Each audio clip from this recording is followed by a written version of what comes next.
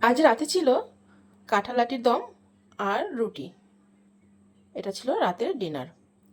তো কাঁঠালাটির দম আমরা আগেও খেয়েছি বা ডালও খেয়েছি। তো আজকের মতো কাঁঠালাটির দম করার জন্য তোমাদেরকে অনুরোধ করছি, ঠিক আমার মতো করে এই প্রসেসেই একদিন কাঁঠালাটির দম করে দেখবে। একদম মাংসের মতো খেতে হবে, কোনো অংশে কম হবে না। তো কাঁঠালাটি যদিও সামান্য জিনিস, কিন্তু রান্নার উপরে সম্পূর্ণ আলাদা স্বাদ এনে দেবে। যেমন মাংসের মধ্যে মশলা মাখিয়ে করি, ঠিক তেমনি কিন্তু আমি পেঁয়াজ, রসুন, আদা, সর্ষের তেল, নুন, হলুদ সুন্দর কাঁচা মাখিয়ে নিয়ে তবেই করেছি। এই ফ্লেভারটা কিন্তু সম্পূর্ণ মাংসের মতনই এসেছে। তো ঠিক এভাবেই রান্না করে খেয়ে দেখবে, ভীষণ ভীষণ সুন্দর হবে, কথা দিচ্ছি।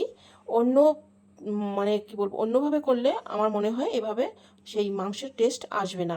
আমি কিন্তু আলু আর কাঁঠালাটি ভাপিয়ে ফেলে দিয়েছি। এমনিতেও আমি আলু সবসময় ভাপিয়ে ফেলেই রান্না করি। তো রান্নাটা কিন্তু কিভাবে করলাম সেটাই তোমরা দেখবে, আমি আর মুখে বললাম না। তো একদম মাংস সেই সেন্ট বেরিয়েছে, তুমি বুঝতেই পারবে না যে এটা মাংস না কাঁঠালাটি। দেখতেও কিন্তু একদম সেই হয়েছে।